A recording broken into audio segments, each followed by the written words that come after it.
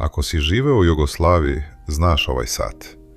Nosili su ga naši roditelji, očevi, dedovi. Bio je rasprostranjen. Nije bio luksuz, ali je bio pouzdan i to je bilo najvažnije. Ovo je Slava, sovjetski brend koji je bio izuzetno popularan i kod nas. A zašto baš on?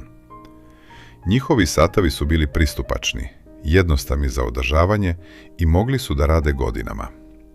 Jednostavan izgled, čist brojčanik, mehanizam na navijanje, bez komplikacija. A neki modeli su imali i dupli barel mehanizam, što je značilo dužu rezervu snage. Sve to je bio odličan spoj, zato ga je radnička klasa najviše nosila. Viđao si ga svuda na rukama radnika, šofera, učitelja. Dobijao se na poklon, često i od firme. Mnogima je to bio prvi sat. U to vreme nisi imao ogroman izbor kao danas. Ako si hteo pristupačan sat koji će raditi svaki dan, Slava je bila siguran izbor. Postojao je i jedan zanimljiv model, Slava Medical. Koristili su ga lekari jer je imao skalu za merenje pulsa. Jednostavan, pregledan, napravljen za svakodnevni rad. Slava nije bio samo sat. Bio je svedok jednog vremena.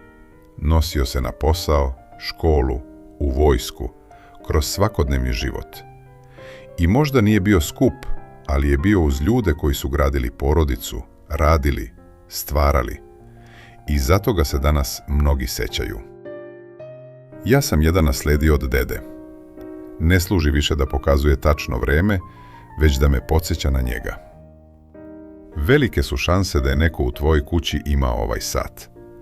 Možda i dalje stoji negde u fioci ili si ga nasledio. Da li ste vi imali Slava sat ili neki drugi iz tog vremena? Napišite u komentarima.